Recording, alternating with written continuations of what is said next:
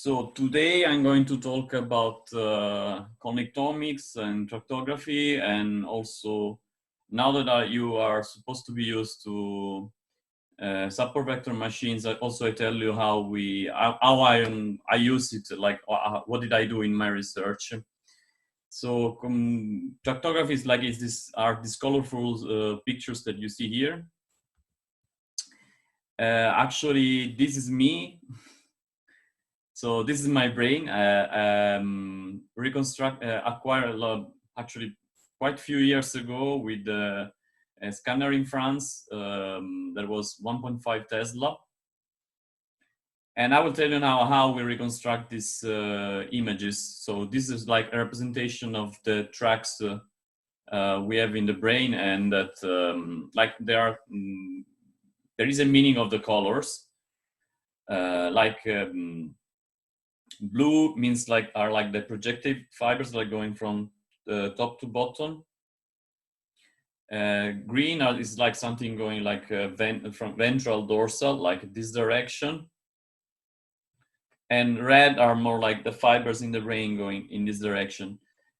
This has been reconstructed. It's also a very old reconstruction. Like I did it a few years ago, and I used this tool, which is called, I put the link here, is called DPy. Is in Python, is open source, so you can take a look. What you cannot do is that you need the data. So you need a brain, at least one brain, and that you need some brains of people or or people with the disease, and of course you need a magnetic resonance machine. So this is a technique extracted from MRI. That's the short for magnetic resonance machine. So you can download this library that you can use in your own, but of course still first you need the data from, so you need a human brain or other brains and a magnetic resonance machine. Before I tell you, this is not the only way that we did it, and also we use it for in other kind of not only humans.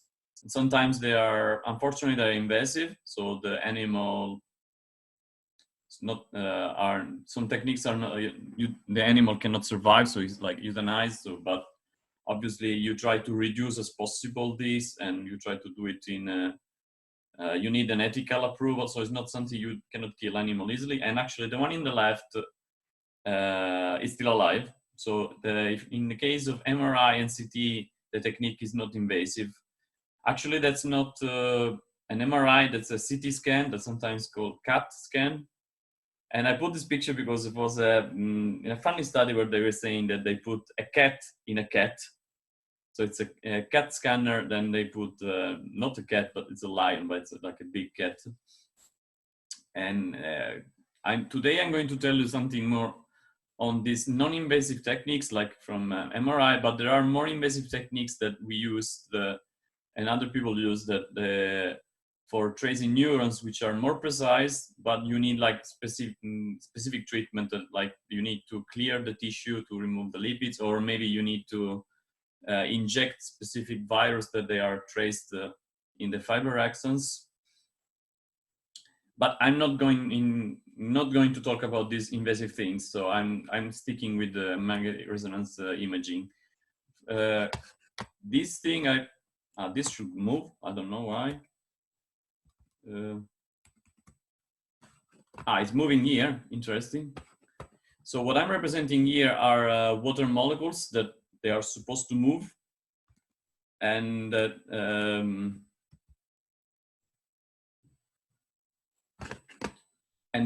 you have actually water in your brain, within your head. You have some kind of water. There is kind of water, and it's supposed to move also.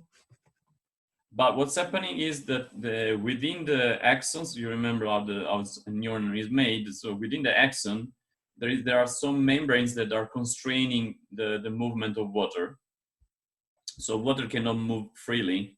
It is constrained by the two membranes, the surface membrane that is defining the axon. So they have a specific direction. Now, given the fact we have this specific direction, they start having a shape. So not necessarily, I have to move this somewhere else. So not necessarily the shape is rounded. So the molecules looks like they are acquired like that. They look like a ball. They start looking like more like an ellipsoid or like elongated because they're moving along a direction of the axons. What you see here is imagine that with the magnetic field, you can reconstruct from different angle, different directions. You acquired how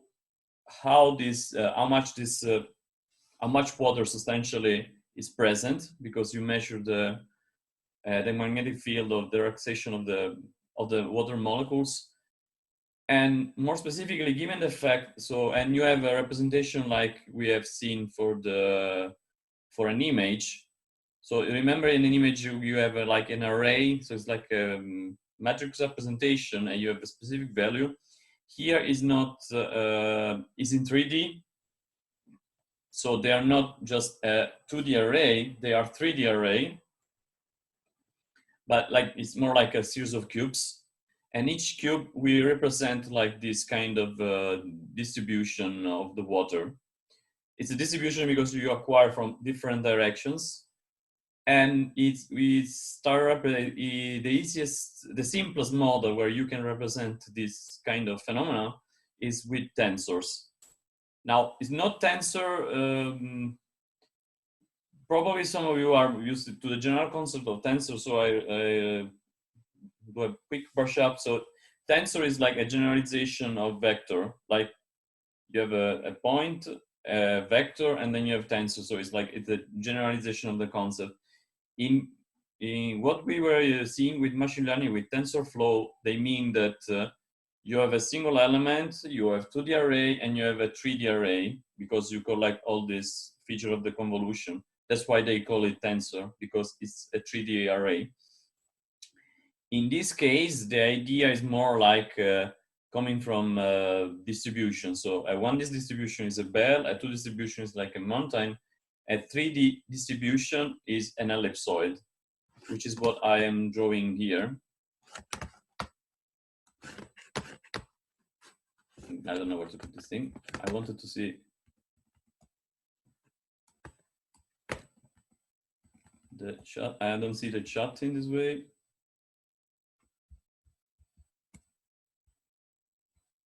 So you can always, of course, as we did for the other lectures, you can always raise the hand and ask questions and interrupt me. It's not. It's better if it's interactive, but I cannot see at the moment the chat. So what I was telling you is that we have this representation where we have like an ellipse in each voxel, which is the same thing of thinking like each pixel. And also one way of representing the tensor is with this matrix here, where we have like some, there are 9 elements where they represent the coverability along the 3 directions. Now, the fact that I'm start talking about coverability is because we can treat this as we were doing for PCA, and we can decompose this tensor here in 3D, and since we can decompose it, we can see like what are the main the 3 eigenvectors and the eigenvalues. And what's interesting to see is that if we do this, we can look what is the main direction and where the main vector is pointing. So if we do something like that, what is happening is that we can have like the main what is the main direction of the water molecule and therefore of the axon in this specific voxel. So then what we do is that we once we have these specific directions, we can connect all the main direction. And connecting the main direction is giving us these lines that I was showing you in the previous picture. There is one thing that is called fractional anisotropy, which is a measurement of how much. What's going on? Why there are some?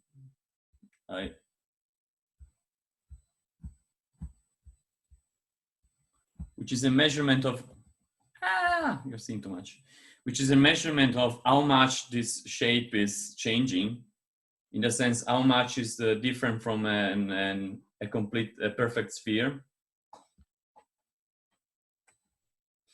In the sense that if it's a perfect sphere, it's probably not any more than axon. It's either another tissue or is like or you have reached the soma, the center of the neuron. It's not anymore anyway the axon, so we cannot use it anymore to reconstruct. But I hope you can start seeing that in this. I hope you can start seeing that there are some kind of you can follow some main directions here. So this part here is like so this is like a view of the brain, and like this is like a zoom of here. So here I'm showing you how do they look like in zooming if I'm trying to look at this diffusion tensor. So this is the main, the very simplest model, which is now kind of now forgotten because we use many things more advanced. Also because it's not very good, especially when we have like crossing or fibers are crossing, fiber bundles are overlapping. And in fact, you can see here the same region, how it looks like if we use like this tensor model compared to other models. So in some cases, it won't be able to distinguish the crossing of some fibers, while more advanced technique, like based on spherical harmonics, are more appropriate, that they can start at least entering. I'm not going too much there because this is just an introduction. So, and just to show you that there are more proper ways. The spherical harmonics, it's something you haven't heard before, or do you know what they are?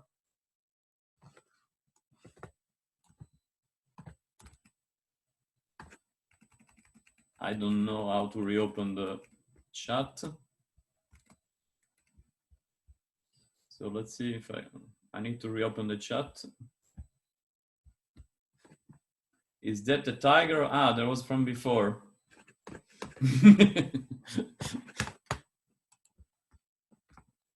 Someone is asking me if it was a tiger or a lion. So now I'm asking you if you are, do you know what's a spherical harmonics?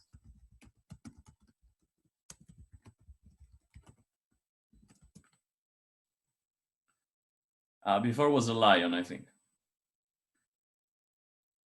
Or at least was a cat, in a CAT scan. No, I sent all it to you. I hate this thing.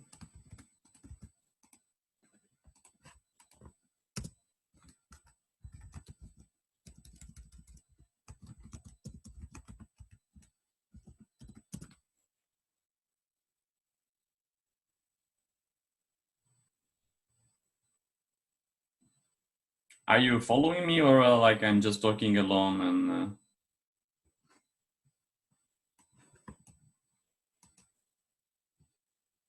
okay, one no, we don't know. Okay, it's so spherical harmonics are like a view is okay. They look like something like this. So they're like a Fourier transformation in 3D, but they are not used, to define signals in time, but more like in the space. So then I don't go too much there, but it's just to mention that this is more advanced. There is more advanced math here than compared to the tensor that I show you. Now, another things I would like to mention is I don't know the quality that you will have, if you will be able to see, but so there is a model like actually there are several models, but in this case is only one. So it's called the Itzikevich model. So when we discussed the perceptron of Rosenblatt, it was a very simple model. Like you remember, is the weights times x and then doing the activation function. So there are more sophisticated ways to represent a neuron. So you can even do neuronal simulation. So, and what you're seeing here is like I'm simulating like that there is an initial input from a group of neurons, and then how it's propagating across the brain. When I mean how it's propagating across the brain, is like we have this model like the more advanced than the perceptron of the Rosenblatt. It's more there are a lot of partial differential equation for doing like this more realistic spike. You can Google something called the Izikevich model. And we use tractography as our base. So we simulate these things, the neurons, in a more advanced model than what you have seen for the perceptron. And we use the tractography reconstruction as our base. Again, I was telling you, this is just to mention that these things exist. So you can look it up, DigiCortex or Izikevich model, and you can have a closer look. Unfortunately, this is not open source, so they are not telling you how the software is running behind. But if you read the papers from Izikevich, you can understand it. Now I'm going through what I do. So this is like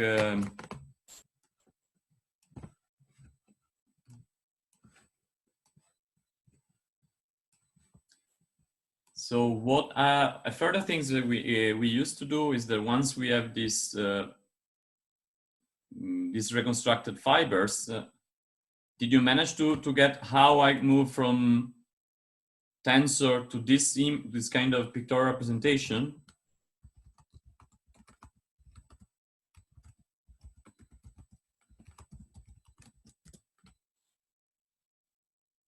No, not the rest of the picture. I'm talking about only this.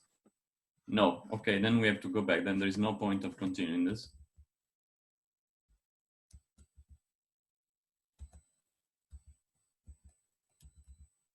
Okay, are you with me? That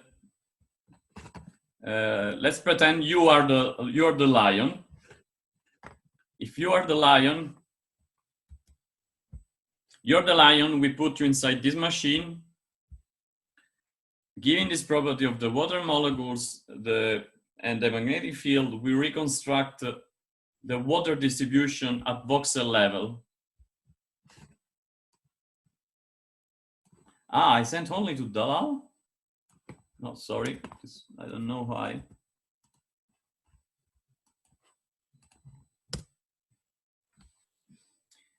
We have this water distribution at all the level, like we do for pictures. In the pictures, I was telling you, what you see in a picture is just a matrix representation.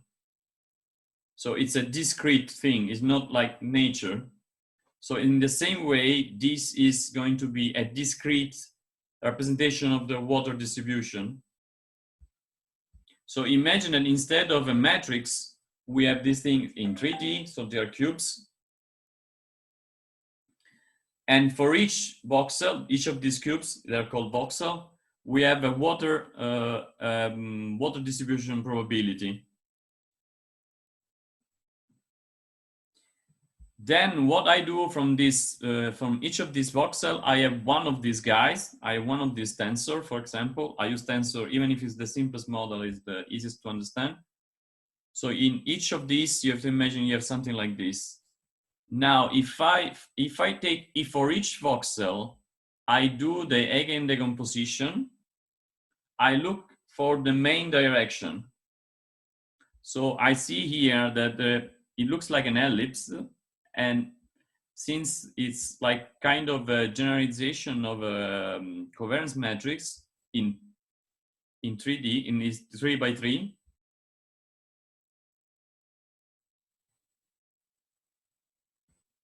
so then I take the main directions. I've seen another question, so I go back to that one, and I see that there is a biggest. I see which one is the biggest eigenvector, the eigenvector with the largest eigenvalues. So since I know which one is the main direction, so this is giving me the main direction. So imagine I do it for all of these guys. So I will start having, let's say for this guy, I see that the main direction is this. Then this guy, the main direction is this. Then this guy, the main direction is this. And so forth. So then I can connect this main direction with something that's called like Euler method, and this will be a line. I maybe take another example here, like this, the main direction will be, sorry, I did not draw it properly. The main direction will be this. The main direction here will be this. The main direction will be this. It's not clear here. So here, this,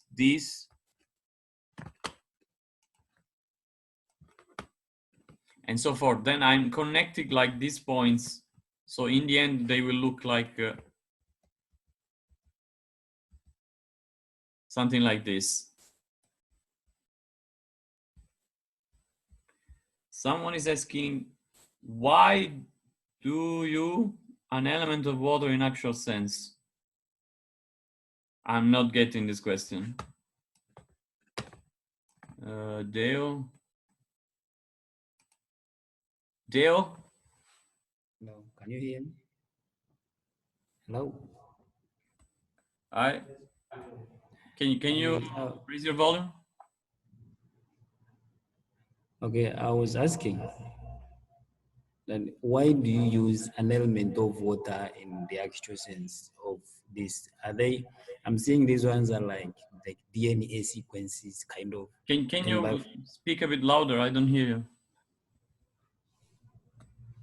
I'm saying. Yeah? Can you hear me now? Still very low.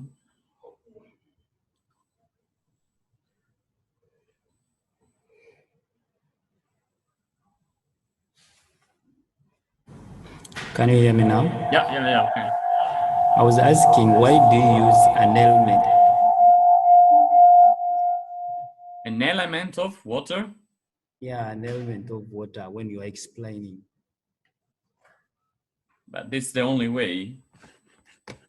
Because like, given we have a magnetic field, given the magnetic field, we can polarize the molecules of water, and we have a way that we can measure, and then when we remove the magnetic field, they depolarize. So we have a way to measure this polarization, the polarization of water.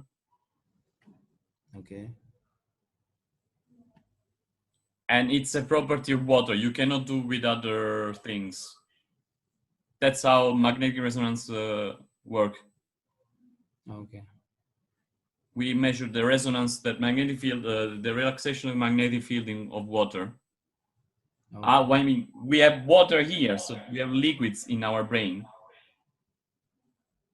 Okay. Of course, not you don't have a bottle of water. I mean, probably some stupid people have more just the water, but you have some kind of molecules of water in your brain. They are all over. Okay.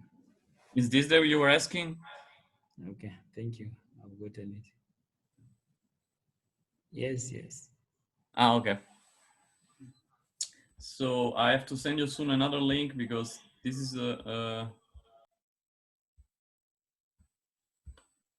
where was I? DigiCortex.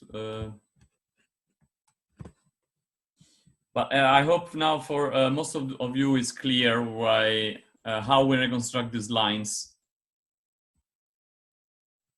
Do you get that? We take we make something like a picture in 3D, and but in this case it's made of voxel, so they're not. It's not as a 3D array. And then from this, for each array is not just a singular value. We have in each voxel a tensor.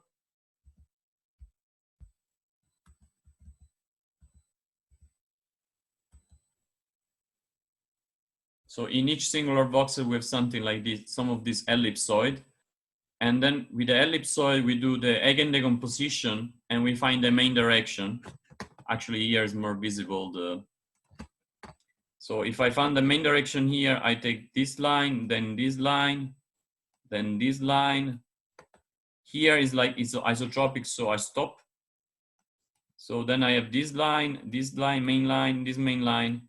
So, and then what I do is like, I connect them. You see? That's how we end up creating these colorful things. So as I was telling you, this is just the simplest way and not necessarily is the most precise. Actually, it's not the most precise. So there are other ways based on spherical harmonics that are start being more appropriate. Plus, then there are other kind of tricks and advancements that we use.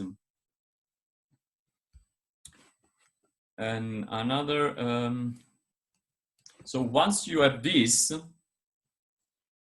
since also we have some knowledge of anatomy given from previous studies, so this is a quest on his own. Probably the oldest was from Brodmann, that was studying from cadavers the site architecture of the different region. So we know that there are some specific region already in the brain, at least defined in some kind of atlas. So what we do is like we map this kind of representation here, and we start counting how many fibers go from one region to another region. So let's imagine, I oversimplify this. So we have this region and this other region. And if you see here in this picture, maybe some lines are going like this. So, and I start counting them. And there are software tools like this DPI, I was telling you, that is able to do this kind of counting. And it's like, for example, and what we do is that we move from this kind of spaghetti representation here to something simpler that I put here as a graph. Okay, maybe imagine that then you have also this region and this other region, and you see that there is actually, this actually has a particular name actually, is the cingulum. So, and we have like fibers here going to this area. Let's call it area A, and this is area B.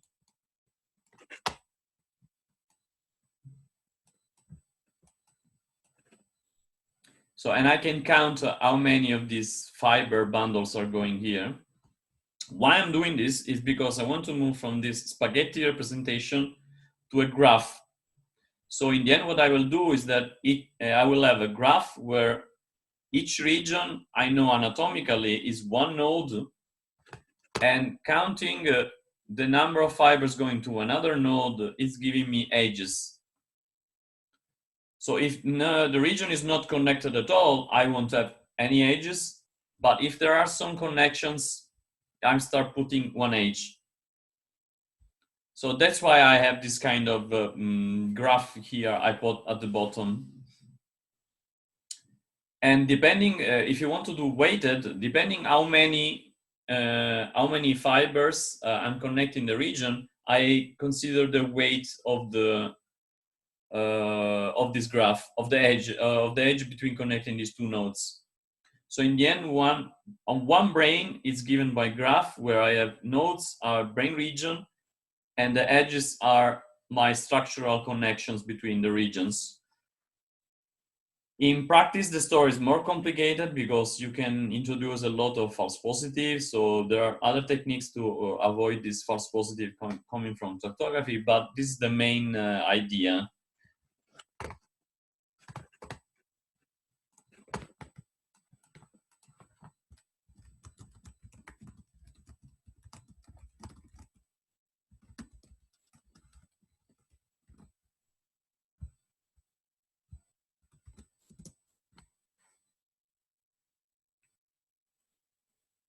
I wanted to send to everybody. So it's not similar to complex network. A brain is a complex network. It is a complex network. Now it's working. Yes, now it's working. Yeah, so you asking about the graph, and I don't understand how you got it. So your volume is very low, but maybe it's. Try to talk. Okay, so I was asking about Now the it's graph. now it's okay. So I manage it. Yes. I said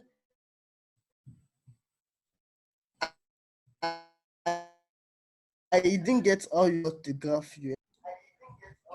But you got how we have the lines. Yes. So okay, I put this down. So we have the lines, and from previous knowledge. So I mean, these things are not. We didn't start now neurology. We didn't start today. So there's been a lot of study in the past where we know from examining dead bodies or functional studies or looking at the cytoarchitecture at the specific cells, we have divided already the brain. So we assume that, let's say that this is one region, this is another region, this is another region, this is another region, this is another region. So we have this kind of knowledge of anatomy. Now, that is not defined and is not from magnetic resonance image. This is from knowledge of neurology from many, many years. So what we can combine the two things. So the knowledge from anatomy and these lines, in the sense that I know that this is, I call this region A, for example, and I will call, let's call this other region I'm drawing here B. Now, if I map this kind of atlas on the reconstruction of the fibers bundles I have here, you can see that already you can see with your eyes that there is this line going in the cingulum. You see this line connecting this region to this region. Now, what I can do is that, and this is for me, let's say region A, and this is B. So what I do is that I count how many fibers are going from here to here. So you see, you cannot see with your eyes, but there are Python scripts that I can do that. So and they are like 1, 2, 3, 4, 500. Okay. So and this for me is one connection. So this I can translate in. Imagine I do this for the entire brain for all the regions. Let's say 90 regions, 120. I will have at least 120 regions, and then I move from this spaghetti representation to this one. So now imagine that instead of marking this all the shape of this brain region, now I only have one node. So, and this is like this blue node here. And then I have another, this other region I also represented here as a node. And then instead of showing you this colorful and funny and cool shapes here of the fibers, I simplify everything with an edge. Okay. Does it make more sense now? Okay. Yes. So I mute you and I continue. So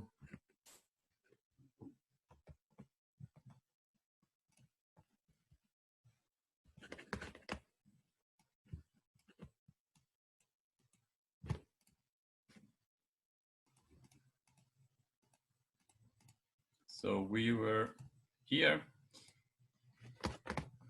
So now that so imagine we have this graph that now is a complex, as someone said, is a complex network. Of course, it's not still friendly to us, this because it's very colorful, it's rotating, it's very funny, but mathematically is not very accessible, and also from computational is not very accessible. So what I do is that instead of looking at like that, I consider it as a matrix.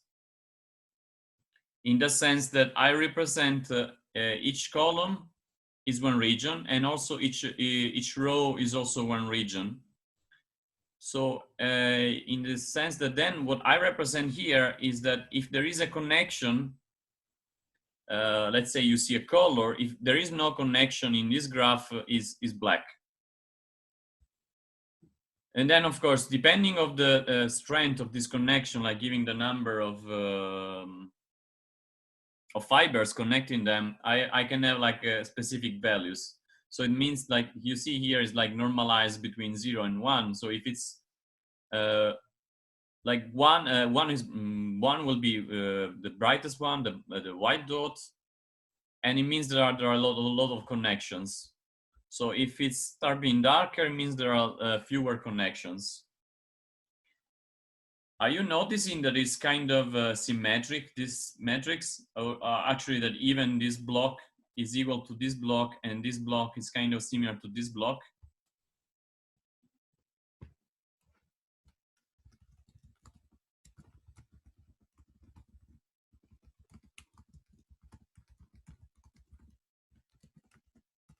What do you think it means?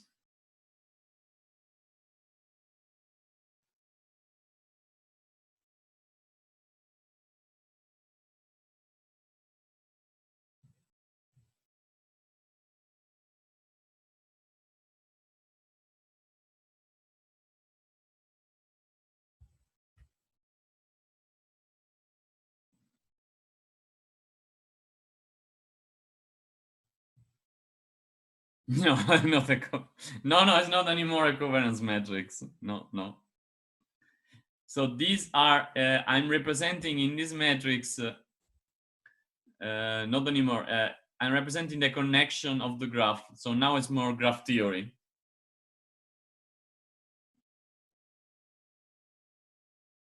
Okay, we're running out of time, so I tell you. So the brain is divided in two hemispheres, no?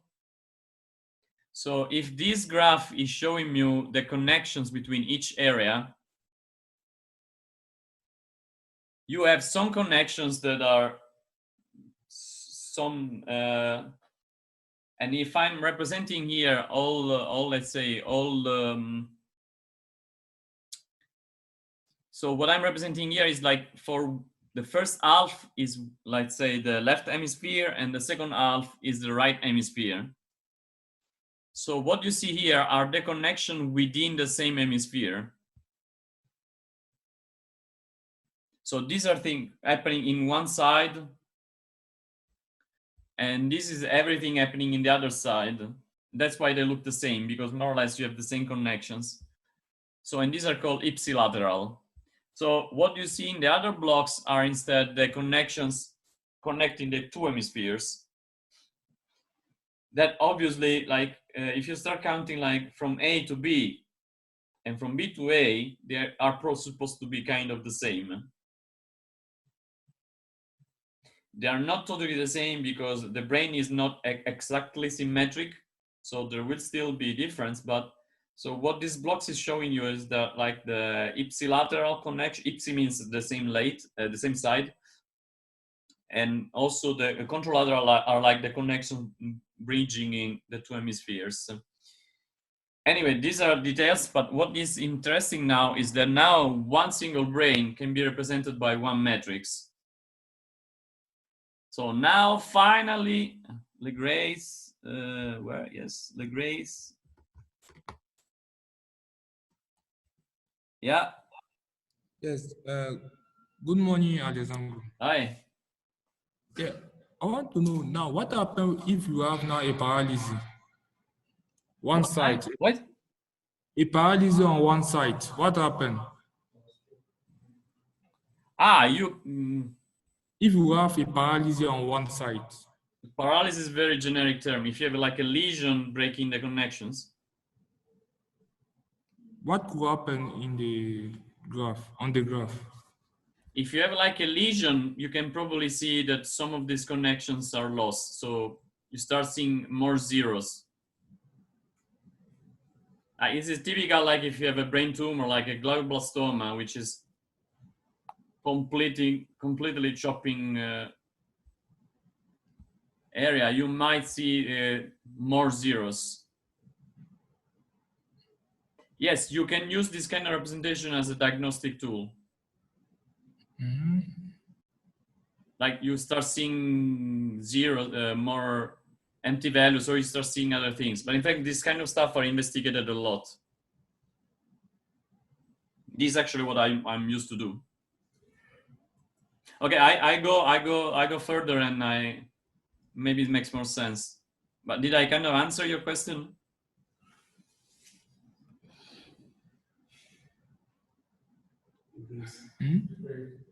Are you still there? Yeah, I'm there. Did you get what I meant, or? Yeah, thank you. It's okay. Okay, so I continue. Because we have like kind of 5 minutes. So what I was saying you now that, of course, as Legrace was saying, the metrics, if you are healthy, they look in one way. If they are not, if you have a problem like brain tumor, multiple sclerosis lesions, or even more subtle things like autism or Alzheimer, this graph starts not looking like this. You can start seeing different things. We don't look at these things with our eyes. Like we don't look at the metrics and magically say, oh, that's a brain tumor. We don't do this. So what we do is that in a similar way that we've seen for the picture. So the sense that you can take this and you order as a big vector. You can do this and apply some statistics, or like has been done in the recent years, machine learning. So sometimes like machine learning is a fancy way of calling statistics. In fact, that's what I did. So imagine that you have several of these brains,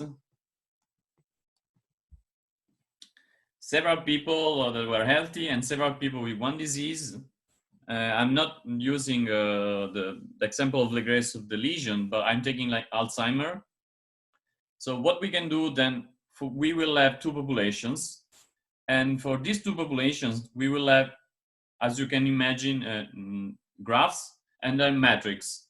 So I will have like a series of values for one population, a series of values for another population. Now, one thing that we can do, and actually was done by Zaleski, was like doing some kind of t-test, comparing point by point what were the difference in a way that you can find the difference. So I did another method that I'm not presenting you, but it's done in a similar way, where we were finding also this difference. So what you see here are, given these populations of graphs of one population and another population, what were the statistically significant edges. So in this way, I can find the difference. I can find the difference in the graph between the healthy people and the people with the disease. I'm plotting here the graph, but this was done in the matrix level, at the matrix level. And actually, this matrix has a name. It's called connectome. I don't go too much in this. I just want to tell you the last few things because we have to close this. So this is not the only way that we construct the graph. So there is another thing called functional MRI, which is not based on following the water, as someone brought me before. So it's more that still we use a magnetic resonance imaging, but we acquire several volumes in time. And why we do it is because there is in the brain, apart these things of the water, there is something called hemodynamic response, which I describe simply here. So that the blood is releasing more oxygen if you some neurons are aspiring more than others. Why is this important? Like if you are doing, let's say, if you are holding your fist, probably there is a region here in the central sulcus which is requiring more oxygen compared to other regions that you're not using at the moment. Or let's say I'm talking, so there is all all the water, all the neurons related to speaking or moving my muscles or thinking about languages, they are more activated than others. If I'm resting, if I'm not doing anything, there is still some activity. So there are a series of networks called like the default mode networks that they are still active, even if I'm not doing anything. Even if I'm just resting, they are still and even closing the eyes, and even if I remove all my sensory input, they are still active. Actually, they are still active even if you are anesthetized. So there are some activity there is anyway. What is interesting is now that is not anymore a structural thing, but if you look at voxel in time, they start looking like a time series. That's why I know something about time series, not because I'm an expert in stock market, but because I used to look also to this time series of specific region. There is another cool thing that some regions, they have a particular behavior together, in the sense that during specific tasks or even at rest, they are like co-activated, or they show some hemodynamic response. So let's give you an example. So imagine like, let's take these two areas, like the medial prefrontal cortex and the posterior cingulate cortex. So these two regions, and this is my how they behave in time. Like, what do you see if you look at the? So imagine one is the. So this region is the dark orange, and this region is the yellow. What are you noticing in time?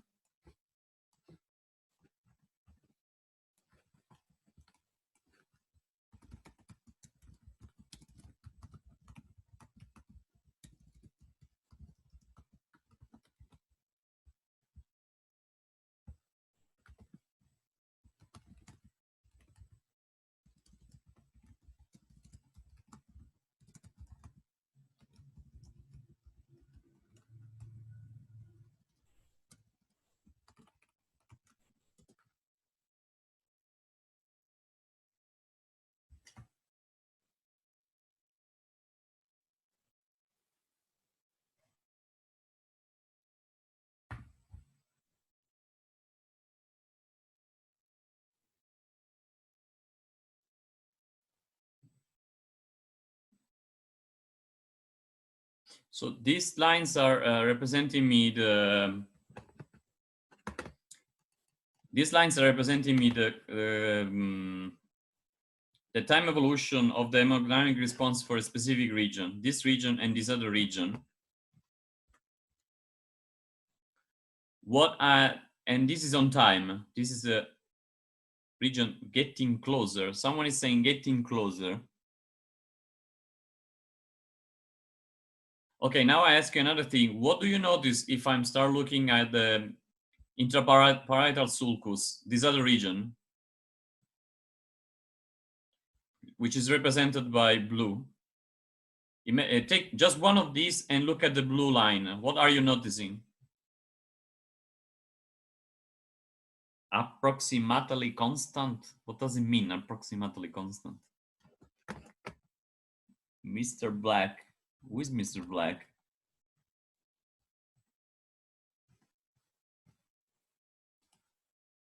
Mr. Black. Yeah. Hello. Hello. I was saying that. Lower, too high.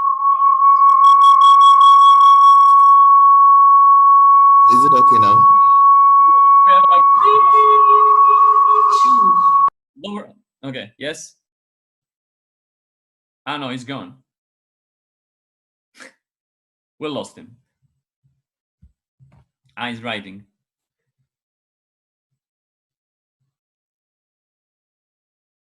So yes, then we have to close the presentation. So I go closing this.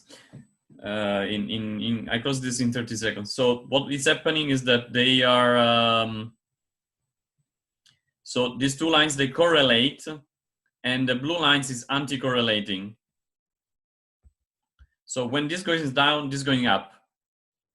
You see, and the same here. This is going down and this is going up. So it's going. It's anti-correlation.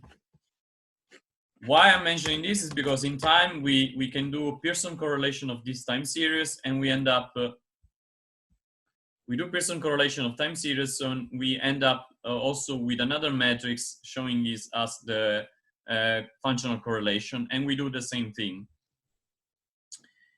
Here I show you what is done with the SVM. So with SVM, I was classifying a group of metrics, support vector machine. I was classifying a group of metrics of healthy people and group of metrics of covariance metric of these matrices of people with autism. And not only I was doing a classification, then if you look at the weights of the support vector machine, you can find, it's another way to find the difference between what is relevant for the classification. So if it's relevant for the classification, then they are probably difference in edges between one population and another. And I have here for the structural, and here is for the functional case. The one in the middle, I'm not, we don't have time, and also still, it's from a paper I'm submitted, it's not published, so I'm not going too much there. And also another thing that was done by a former M student was that we can correlate some kind of information from these graphs to genetic information, and we were looking for difference in genes for Alzheimer. Now I close it here because we have to do many other things. So the general idea is that there are several modalities to represent the brain as a graph. And once it's a graph, you can apply the knowledge you have from graph theory, but also what do you know from statistics and machine learning and so on. So I close it here. I can take questions apart, or we should have a break because we need to start the presentations. So I'm taking the questions later, or if you want, or write me.